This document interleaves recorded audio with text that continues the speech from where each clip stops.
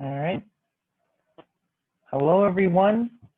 Thank you for joining our session on test optional. If this is the right fit for you.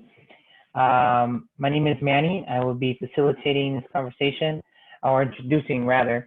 First and foremost, I'd like to let you know that please sign up for more sessions. You can sign up for more sessions at IACAC.org. This is an event that we have running until October 22nd.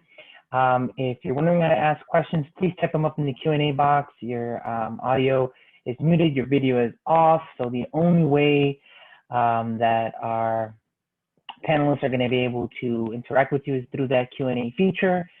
Recordings are going to be available. All sessions are going to be recorded, and we post them on the website at IACAC.org. Again, you can use that website to sign up for more sessions.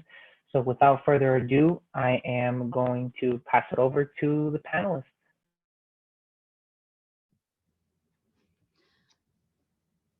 Hello, I'm Mary Beth Petrie from Lawrence University and the Dean of Admissions. I'm happy to see some folks here tonight joining us. We're interested in your questions. We've got some questions for each other. This is a panel so that we can kind of just discuss test optional policies and what that means. So if our participants, if those in the audience could just put in the Q&A section, if you're a student or if you're a school counselor, an independent counselor, a parent, just tell us who you are in the Q&A, and that's a really great opportunity for us to try out that Q&A feature too, and just make sure it works so that we get to the questions later that we're all ready for that. So while you are doing that, you can just put in student, parent, or counselor, or whatever else, maybe your sister or whatever, just go ahead and put that in the Q&A. So test optional, we're very excited to be able to talk to you about that tonight. I'm going to start off with telling you a little bit about what it means to be test optional, and then we're each going to talk about our different institutions. We represent 3 different colleges, and we want to tell you a little bit about what the test optional policies are at our institutions, and then we can talk a little bit about what it means to be test optional. Kind of a hot topic this year. There have, let's see, I think the first college to go test optional was more than 60 years ago. And then for a number of years, there were a few hundred colleges that were test optional. And I think we broke 1,000, maybe last year or the year before, 1,000 colleges nationwide, which is pretty amazing. And then this year, everything exploded because colleges realized that with the pandemic and the inability to get to a testing site, or the inability to safely get to a testing site and take a test, that we should allow students more flexibility, and so a lot of colleges are test optional for the first time. Those of us who are here today, this is not our first year test optional, so we'll talk a little bit about that too, but we've been doing this for a while. What does it mean? A test optional admissions policy means that you can decide, that puts the student in the driver's seat. The student gets to decide, do I want the college to consider my test scores when you are considering me for admission, or do I not want you to consider my test scores? Okay, so there are a number of things that we actually look at when we're reviewing an application, and some of those have different levels of gravity or weight at different colleges. It may be, of course, almost nearly every college is going to tell you your grades in high school, very important, what kind of courses you took. But some colleges are going to ask you for letters of recommendation, essays, they might ask for an interview, they might ask for a portfolio, they might just allow you to make some decisions about what you want to submit to them.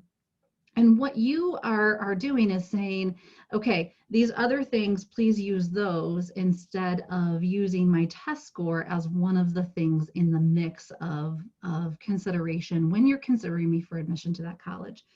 And it's kind of a hard thing, I think, for a lot of students to grasp, because everything we've heard our whole lives is that the test scores, the SAT and the ACT, are so important to getting into college, right?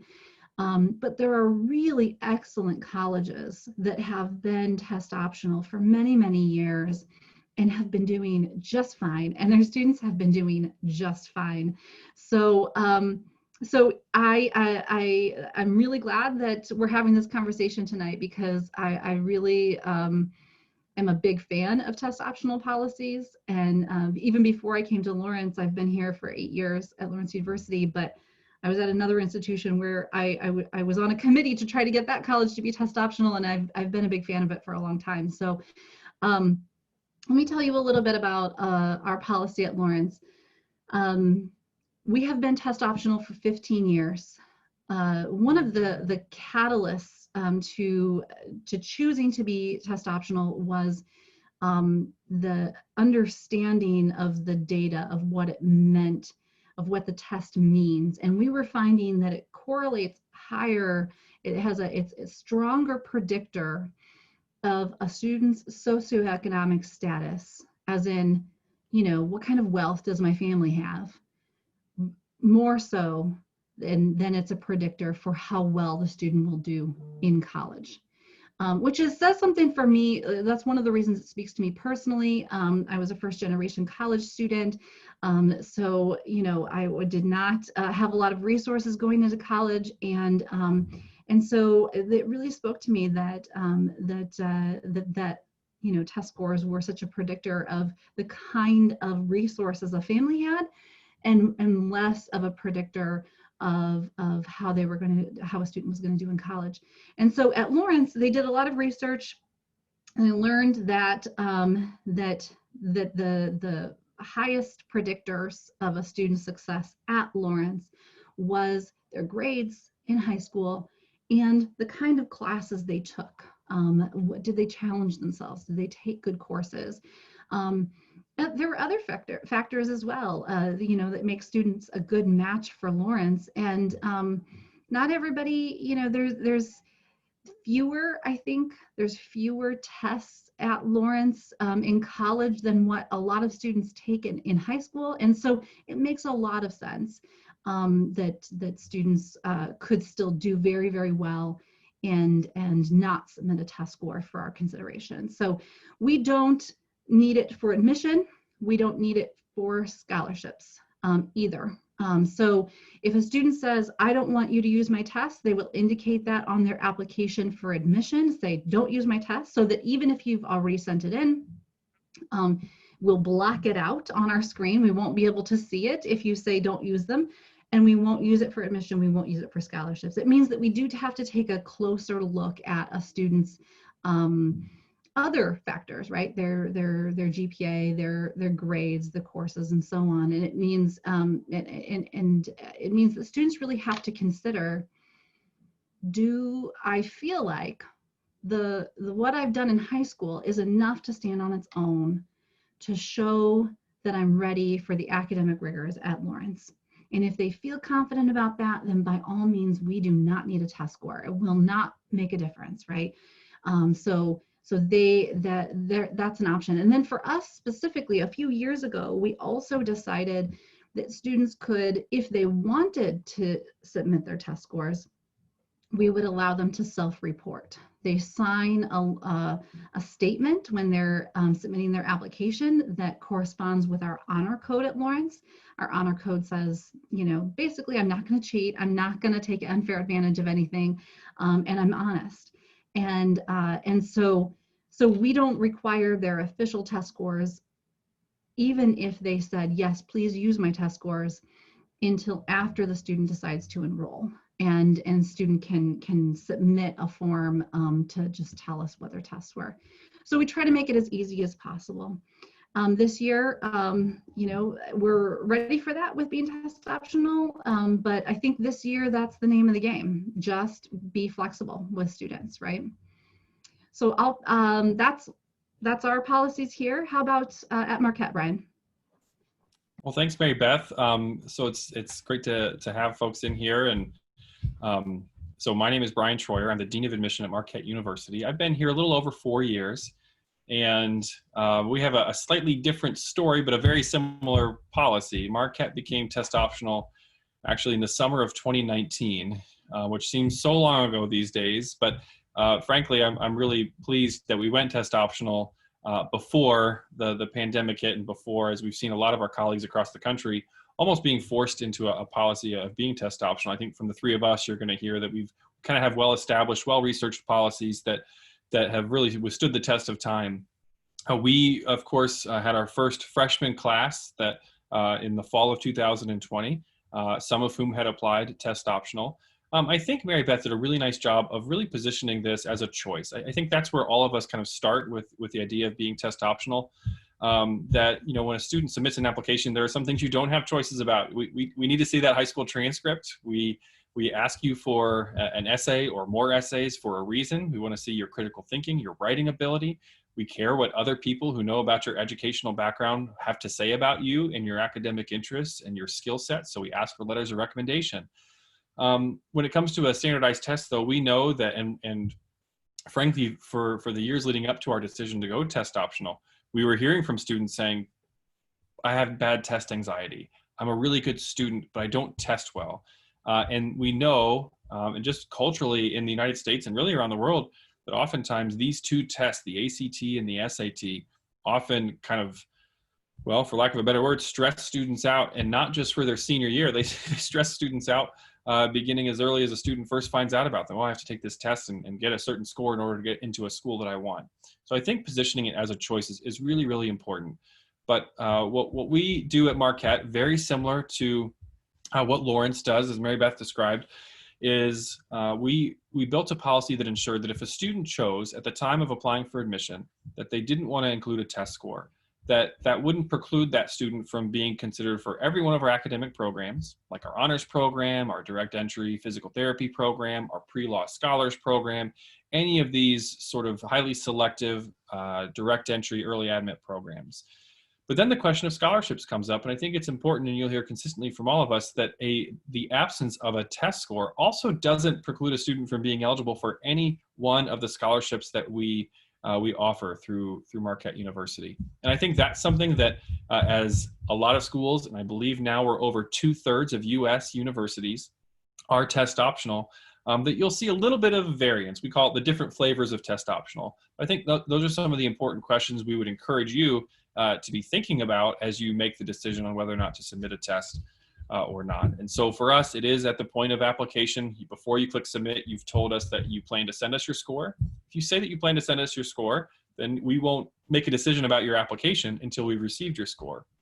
If you indicate to us, though, that you've chosen to not submit a test, it actually can speed up the process as well, where we admit students on a rolling basis. And so then as soon as we have all of your other application materials, essays, letters of recommendation, and of course your transcript, then we can go ahead and make a decision. So that's just a little bit about our policy. I think all of us have websites that go into a little bit more detail on FAQs. And as I hand it off to Lee to talk about Ripon's policy, I just want to encourage you again, if you've joined us since Mary Beth started, we would love for you to drop in the chat just kind of what your identity is. Are you a student? Are you a counselor? Are you a parent? If you haven't done so already. And then also, if, as we've been talking, or if you came to this session with any questions about test optional, we really want this to be useful for those of you who've joined us. So just an encouragement to open up the chat and type in any initial thoughts, and certainly introduce yourselves to us if you don't mind. Lee, take it away. Thanks, Brian. Good evening, everyone, and thanks for being here with us this evening. My name is Lee Maludzik. I'm the Dean of Admission at Ripon College.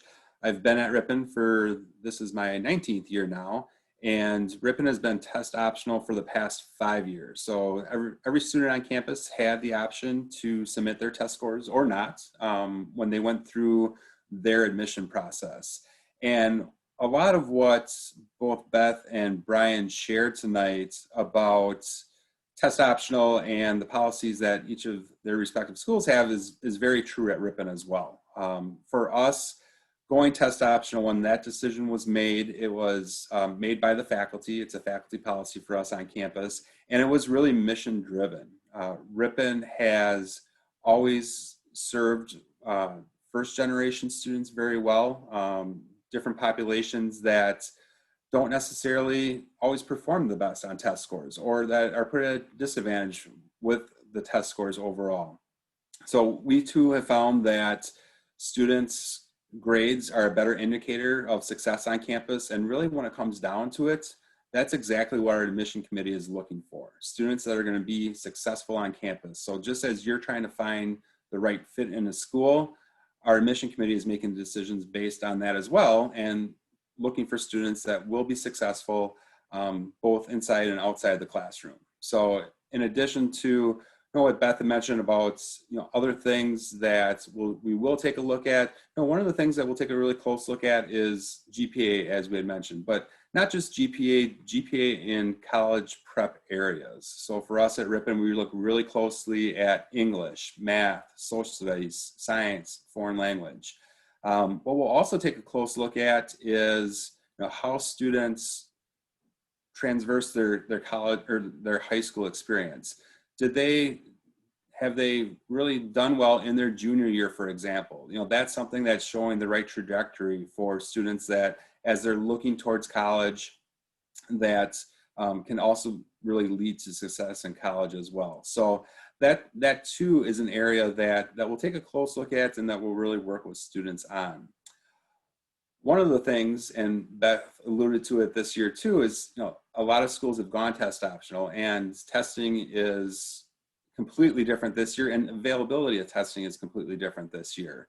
We were just talking about it before we hopped online, and at Ripon this year, for the past 4 years, it's been pretty much 2/3 to 75% of our students still wanted us to consider their test scores, in which we did. So 1/4 to 1/3 typically said, no, do not consider my test scores, and we didn't look at them at all, either for admission or for scholarships. But then this year, things have really switched.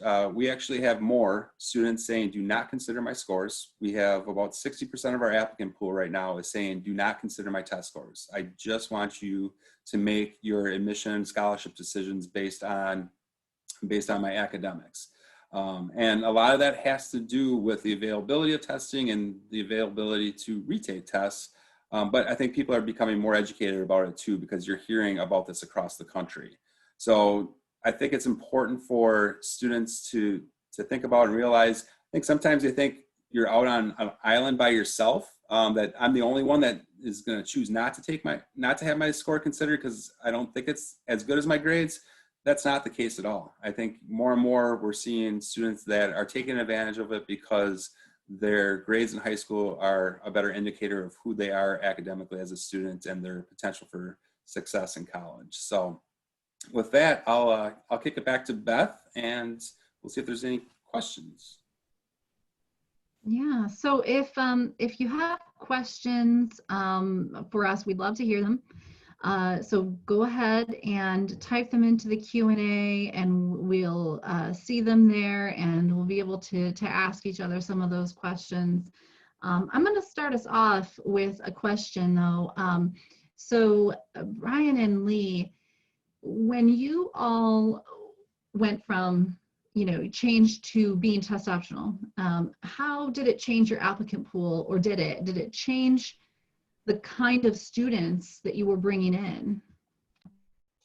It's a really good question, and it's I think all three of us, and I appreciate, Lee, your comments too about these policies. They only get to exist on our campus because they fulfill our mission, right? As institutions, these are grounded in kind of who we are as institutions, in an evaluating how we decide which students to admit and which ones not to. We want to make sure that's really rooted in our mission. And so for us, frankly, the idea wasn't to make it easier to get into Marquette per se. What we wanted to do, though, is we knew that there were students out there who, as I say, self-selected out of applying to Marquette because they had done a quick Google search and found out what our average ACT score, and for some reason, they felt like that made it a disqualifier for them. They knew that our average is a 27, and they've only earned a 23, that they shouldn't even apply.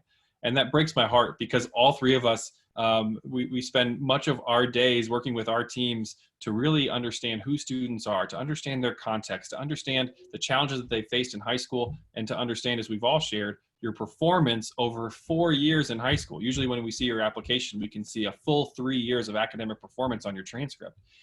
And the fact that students were, as I said, self-selecting out of applying to Marquette, that's one of our goals. And so one of the things we saw in the first year is students from high schools that historically hadn't applied to Marquette.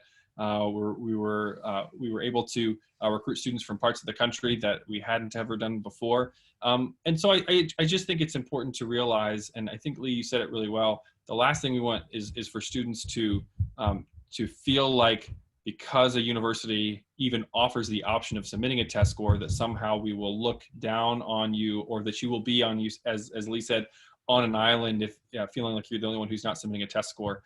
We're only 2 years in, so we don't have as long of a track record as Beth and Lee do. But I can tell you that last year, in our first year, roughly 20% of the students who applied to Marquette chose to not submit a test score.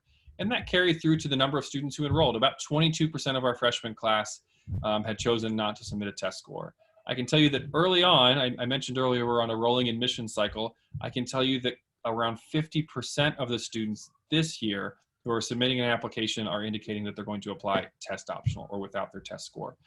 So frankly, I think we have seen a difference, and one of the goals for us was to see applicants that we had never seen before, and that really has kind of borne out for us. And so I'm curious, Lee, if you want to pick up there and offer any additional thoughts to that question. Absolutely. Thanks, Brian. And for Ripon, we really didn't see a whole lot of change in the makeup overall of our applicant pool. A lot of times, if you follow test optional nationally, you hear that schools will really see an increase overall in the number of applications that they've received. And much like what Brian was saying, maybe into different pools that they hadn't received applications from before. For Ripon and for the students that look at Ripon, it was pretty much still consistently the same group of students and the same type of students that we're looking at Ripon. Where we really saw the change was with students, and we were still accepting the same students, the same type of students, but where we saw a change was with their scholarships. Because they were going test optional, they weren't having their ACT or SAT scores necessarily drag their scholarships down. They had that good, solid academic preparation. We had always put more weight into that for their high school preparation. But we were able to award more scholarship dollars because they had chosen to go test optional. So in many cases, for us, it's reinforcing the fact that for students, it's not to your disadvantage at all. And in a lot of cases, if students are considering it, it really is to their advantage. The other advantage for students, and Brian alluded to it as well, is it's one less hurdle for students, right? For our students, we have a higher completion rate of applications when students choose not to submit their test scores, because that's one less thing they have to send to us. So we are able to, we're on a rolling admission basis as well. So we're able to get out decisions both for admission and scholarship sooner to those students. And it's one less thing that they have to worry about getting to us, which again plays into students that maybe come from first generation backgrounds that don't have, a lot of experience with the college search process. And that's a student that we certainly want to help as much as possible. Beth, I know you started with the question, but I'm going to kick it back to you. And if you can see if you can share a little bit about what Lawrence has experienced. Yeah, we found that we have kind of a broader scope of students in terms of demographics that are enrolled at Lawrence, and I don't know, I can't pinpoint that it's exactly because of a test optional policy, but certainly since becoming test optional over time, we've become a lot more racially diverse. We have a lot more first generation students, and we have a broader set of kind of socioeconomics and incomes of families. And so like you both talked about mission and what it means to kind of serve students and serve the public. And so for us, that's been a success. I'll pick up with the next question, and Leah, maybe we'll start with you and we'll kind of go around. again, but I think it's important in opportunities like this. For those of you who are here, we know we have some parents and some students and some counselors. I think this is an opportunity for us as deans of admission to kind of pull back the curtain a little bit and talk a little bit about what the review process looks like. And so one question we thought might be useful for folks to hear is to really talk about how we evaluate applicants who do and then do not submit their test scores, and what do we and what do our teams do in undergraduate admissions. What do we do to ensure that somebody who doesn't submit their test score isn't penalized in the process, be it for admissions consideration to one of the academic programs or for scholarships as well? Do you want to take that one, Lee? Absolutely. Thanks, Brian. And I alluded to it a little bit before, but we do take a deep dive into your high school transcripts and really look at college prep classes that you've taken, the number of college prep classes, the areas that they've been taking. I mentioned the trajectory overall. That's really important to us. I know I've worked with plenty of students that freshman year of high school was just rough. It was a tough transition to high school, and they had dug themselves a hole, but things got better their sophomore year. Then they got even better their junior year. That's the type of perseverance that we want to see in students that attend Ripon. So those are the things that we certainly value. We'll also take a look at outside activities for students that are involved outside of the classroom. The things that tells us is you have great time management skills, which is one of the top things that that colleges are really looking for. And to be successful in college, it's one of the top skills that students need to have. So students that have been involved, have taken on leadership roles, anything that speaks to character. I love reading personal statements that speak to a student's character, or a recommendation from a teacher or a counselor. Those, again, are the type of students that we really want to have on campus. So those things all work in a student's favor. The other thing I'll say, just going back to the activities for a second, is that students tend to be very modest when it comes to talking about themselves. The admission application is not a time to be modest by any means. So I always tell the story that as I'm meeting with families, I'll talk to the student, look at the student, and say, what are you involved in? And they'll kind of shrug their shoulders and say, oh, I like hanging out with friends. And then I have to look at mom, and mom will rattle off about 10 different things that they're involved in. They're the vice president of this, the president of that. They do community service here. Those are all the things that we want to hear about in your admission application. So it's not by any means the time to be honest or modest. Please be honest. For working with our staff members, we spend a lot of time on training in the application review process. It's important. It's really, really important, because as they're going through the application review process, they're making recommendations to our admission committee. So we have to be thorough. We have to be accurate with our recommendations. When it comes to test optional, it's been mentioned previously, but if you decide not to submit your test scores, even if we have the test scores on file, our readers cannot see those test scores. So they are not associated with the reading process at all. So I'll get that question a lot of times as well, is, well, I sent my test score in, you have it on file, is it going to be considered? No, you can still make the decision to not have your test score considered. And with technology these days, it's actually really easy to exclude that from the process overall. So that's not a problem at all in the reading process. Beth, I think I'll leave it at that and kick it over to you for Lawrence's perspective. Hit the button 3 times to make the mute come off. Thanks, Lee. I think what that describes really well is learning what the student's story is, right? The story is important. I just less than an hour ago got an email from one of our admissions staff, one of our members of the admissions committee, who's reading applications today, and she said, here's a couple of paragraphs from students that I read today that will brighten your day. We love learning about students. We love hearing about students. And so much so that when we read something that is just a wonderful piece of a student's story, we want to share it with each other. So what I always tell students, when we're reviewing an application for admission, we're asking ourselves 2 questions.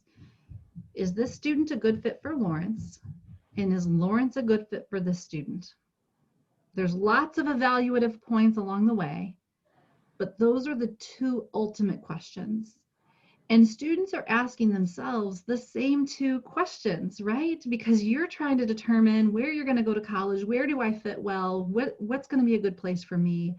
And so we're essentially trying to answer the same questions, just coming at it from different angles. We do, as I mentioned, we've done a lot of research to know what evaluation points have the biggest predictive value in a student's ability to be successful at Lawrence. Ultimately, that's our goal, not just to get Lawrence students to Lawrence, but to get Lawrence graduates off into the world, right? We want to see students come and do well and then graduate and then be successful. So grades, grades and courses, the rigor of those courses. We do recalculate a GPA just to put every student on an even playing field. But we also take a look at, and I'm sorry, I'll just add to that context. The recalculated GPA is based on the 5 core subject areas. But we do look at the high school GPA as well and the grades within the context of that high school. So what kind of classes were available at that high school? What did the student take advantage of? We need some information from the school counselor to tell us about the high school so that we know more about the context of that environment and we can understand the student's story within the environment that they receive their education. We do ask for an essay. We have a short answer that we ask students to answer as well. We ask for a teacher's letter of recommendation. We ask for we would love to have an interview. It is not it's another optional thing that a student can do at Lawrence. An interview is optional along with the test scores. And then for students who are applying to our Conservatory of Music, of course, they have an audition and a music resume and a music teacher's recommendation. So those lucky music students get 3 more additional things to complete. But we're really trying to assess, is this student likely to be successful? So those are the things that we're looking for. And that counts for scholarships too. And what I usually tell people is that to try to help people understand what happens when we don't have a test score. I use the analogy of a pie. Like you have to think of like a warm fruit pie, the kind that like isn't like solid yet, so that when you cut a little piece out of that pie, you know, the fruit kind of like fills in around inside the pie pan. And that's kind of what happens with the rest of the factors. When we don't have the test score, that's fine. The rest of everything else just fills in around it and just becomes a bigger piece of the pie. So that's how it works for us. How about you, Brian? Well, now I'm just hungry, so thanks. I appreciate that. No, you all have covered a lot of ground. I think really, you know, bringing it really kind of narrowly focused on the reason for our panel is to say, when we talk about how we evaluate applicants, I think one of the things that maybe gets lost in this conversation and that we really hope students realize is that standardized test scores were never the bulk of what we were spending our time thinking about or looking at before we went test optional. But we understand that for many students and parents and counselors, you felt like that's what we did. And so I think that's part of our kind of intentionality for going test optional. But yeah, when we review files, I think what you've heard already from Lee and Beth is that this takes time, that we're, you know, often I think people look at the admissions process as sort of behind a curtain and we're like evil people trying to keep people away from our institutions. And I think we spend a lot of time and energy really trying to help folks understand, as Beth described, we're looking for students who are going to be a good fit and most importantly, are going to be successful at our institutions. We know more about our institutions and what it takes to be an engineer or a business student or a fine arts major.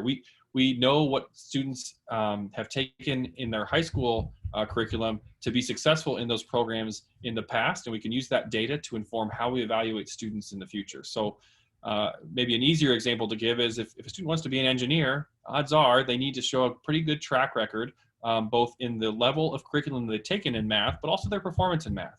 Obviously, we need engineers who also, though, can communicate, who can write, who have leadership skills. And so that's why all those other components of the pie, as Beth described, are really important.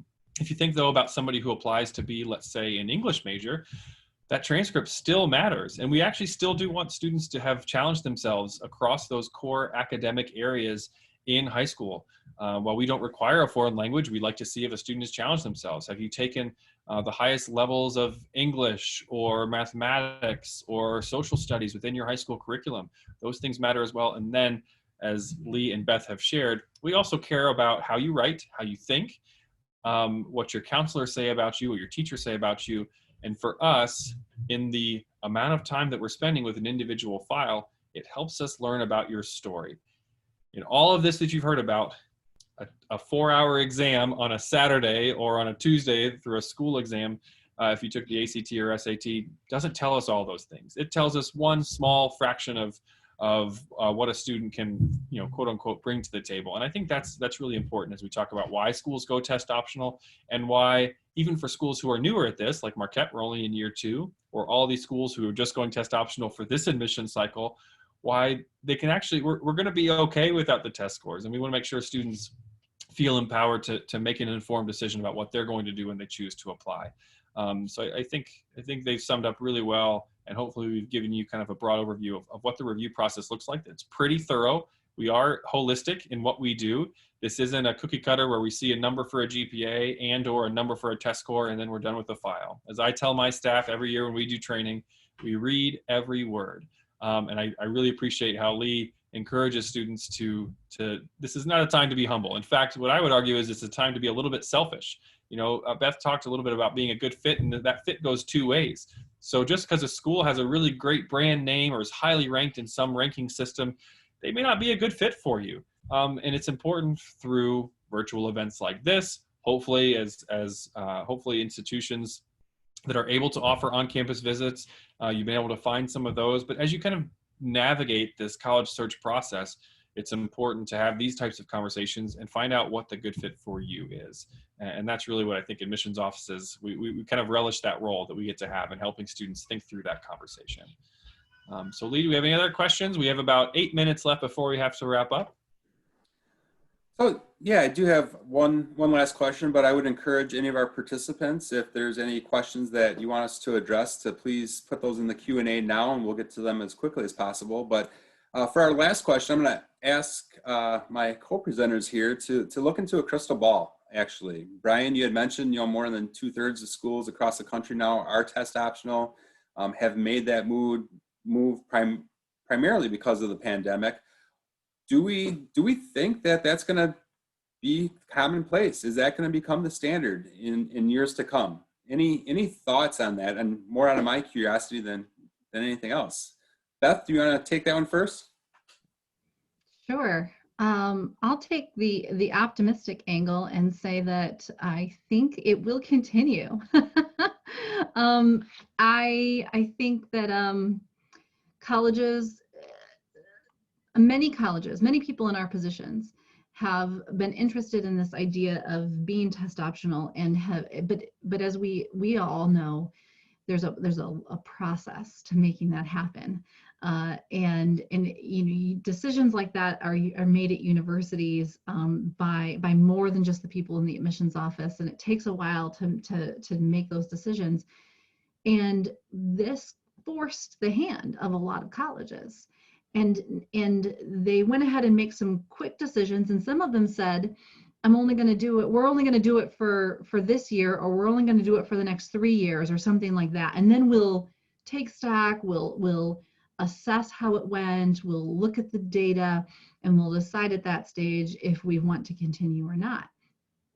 And I think they're going to find what we have all found, which has been that students who are test optional, who decide not to submit their test scores, there's not a significant difference in their ability to be successful and their ability to graduate. And I think when they find that, it's going to make it a lot easier for them to just say, yeah, let's just keep it this way.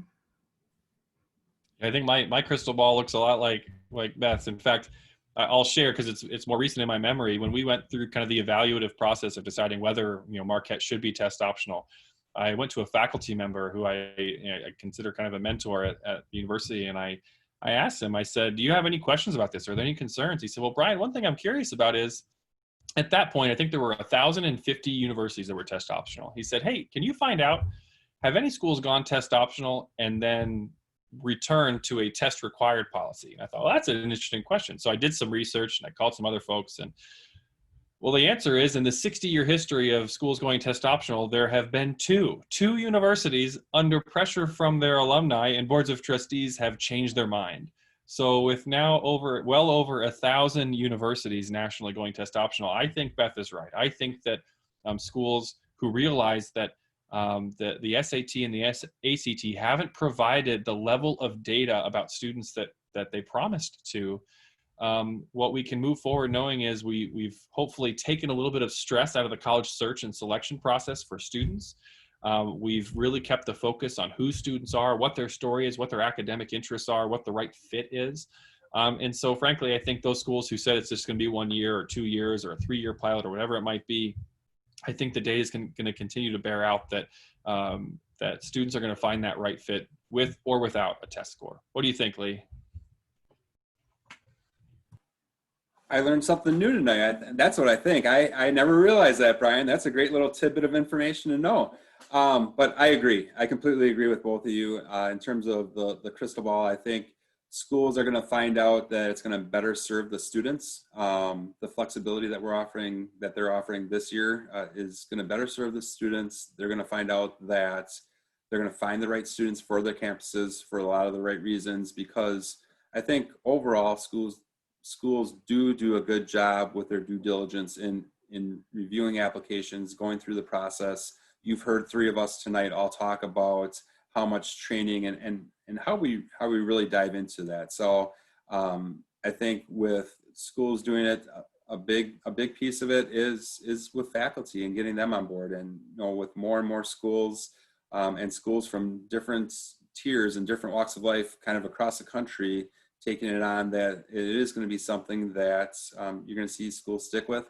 And the other piece of it for admission offices, honestly, is logistically. How do we handle this logistically? And schools are figuring it out. And once it's figured out, I think it's going to be awfully hard to take that step back and be the number 3 school that decides, what, we're going to go back to looking at test scores. So I would completely agree as well. I think by my clock, we have about 3 minutes left for, I don't know if anyone has any closing remarks. I guess maybe just a lightning round question, and then Lee, I know you have a slide for our contact information, but we're all parents. As far as I know, none of them are applying to college next year, but I'm curious, as a parent, I know we have parents out here, so as a parent, how would you advise your student to go about this year? Well, I'll start and say I have an 8, a 7, and a soon-to-be 3-year-old, and I don't know if that crystal ball is clear enough, but I actually think that we might have a totally different system of if standardized testing exists at all. I think it'll look very different by the time they're going off to college. But frankly, I would want to, and what we advise students to do is make an informed decision, to review policies, to make sure that my children, and I would advise this to anybody about their children, is to really focus on fit, focus less on national rankings or flashy brands of any kind, but to really do the research and figure out what kind of school is going to serve me well. It's going to help me accomplish my personal, my professional goals, academic goals, and then make that decision. And hopefully, as we see admissions policies evolve, like we've seen with test optional, more opportunities can be created for students graduating high school. I have a 10-month-old here at home, and so my crystal ball needs to be even longer out, which I really don't know what that's going to look like. But my biggest advice, I would say, would be engaged. Be engaged in the process. As Brian said, review policies, talk to counselors, talk to admission offices. That will help you find the right fit. And if you're engaged, if you can make an informed decision, that's by far the best thing to do, and you'll find the right fit that way. Yeah. Exactly. I would say, let's put the list together, see what their policies are. If any of them require the test score, then maybe you'll take the test. But at that point, I think I would weigh out is it worth it at that stage? You know, is it worth it for me to take the test for this 1 or 2 or, you know, whatever's in there? So I think it's just a matter of starting there with the questions and asking the students what matters to them. So. Well, it's been a pleasure, Lee and Beth. I see the clock just ticks 7:15, so we'll say goodbye and wish you all well and enjoy the rest of the sessions. Thank you all. Thanks. It was a pleasure doing this again. Absolutely.